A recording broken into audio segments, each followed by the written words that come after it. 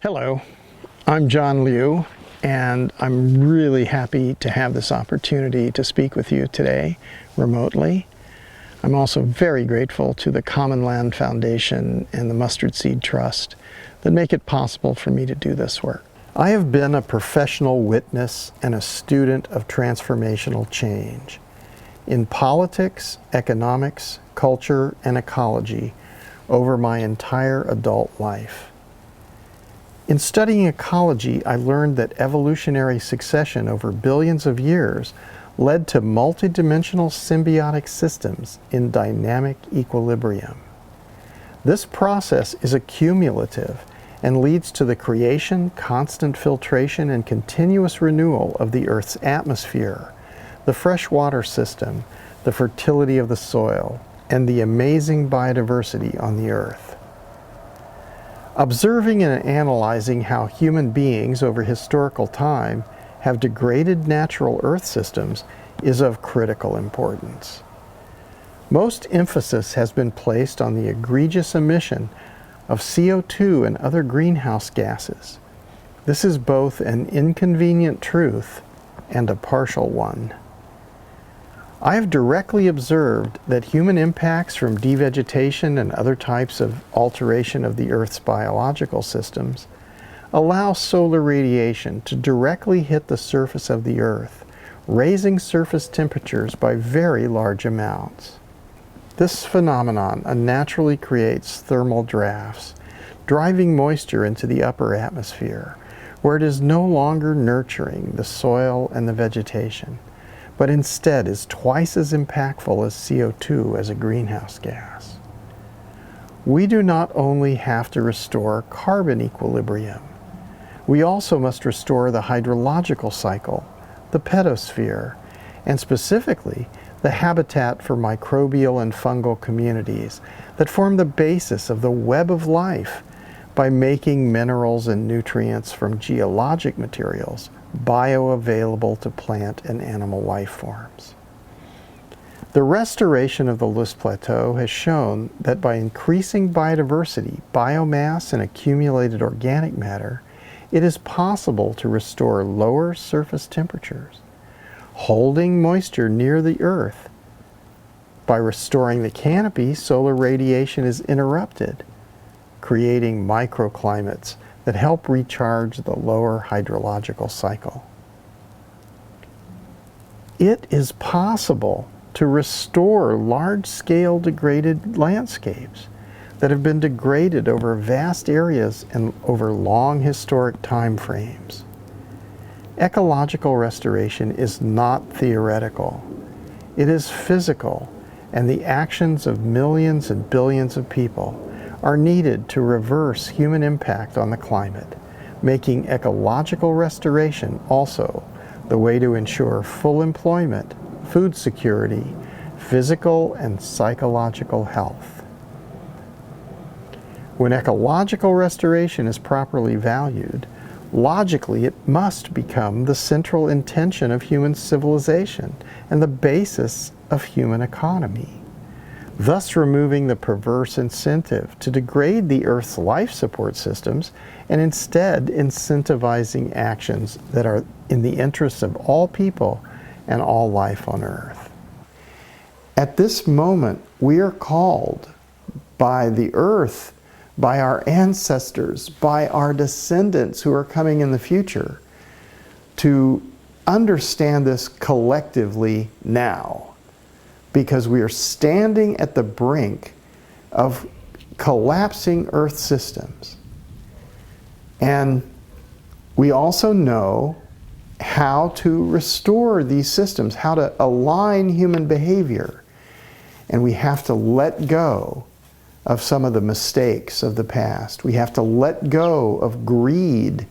We have to let go of ignorance.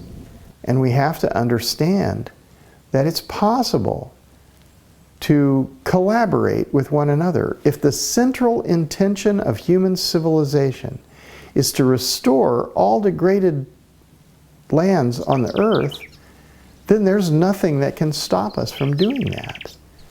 We're just not doing that because we're focusing on extracting manufacturing, buying and selling, and on corrupt systems that differentiate and deny billions of people human rights while giving huge material advantage to a tiny minority.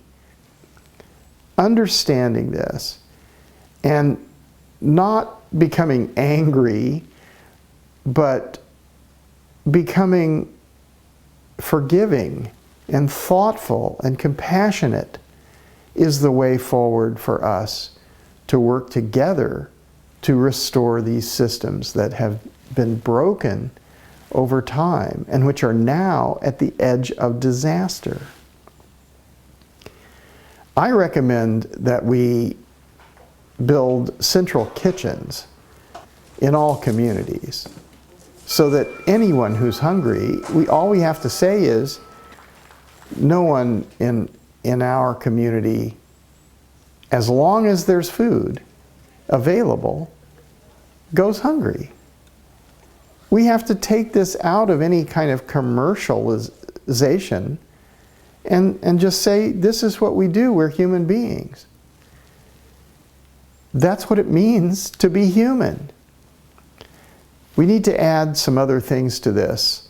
I think creator spaces, where everyone has the ability to go and share tools, which allow us to repair things and restore things and upcycle things, so we stop buying so much stuff. We're saying that our economy is based on more and more things. Those things end up on the junk pile. Archaeologists in the future will be looking at the toxic waste that we have left around and going, what were they thinking? We can do better than that. And we need to have cultural stages, because we need to recognize that political propaganda, marketing, memes, and just lies are not where our culture comes from. Our culture comes from passing wisdom from generation to generation, and that we're now able to reach every human being on the planet simultaneously and instantaneously. But what do we say? So these are the things which are on my mind, and I think on the mind of many, many people around the world, because we have so many problems now, and the solution to these problems is not that difficult, but it requires that we have compassion, that we have understanding, that we collaborate with one another instead of competing. We're all in this together. And we are all in this together with many non-human species as well. And so we need to honor them and understand their role in a symbiotic system that's alive. And to realize that life is more valuable than things, and that he who dies with the most stuff doesn't win anything. That you don't need to buy your human rights. If you're alive today, you're a representation of all life since the beginning of time. And we have a responsibility not to be selfish, but to consider our children and future generations. And we can do this while having fun.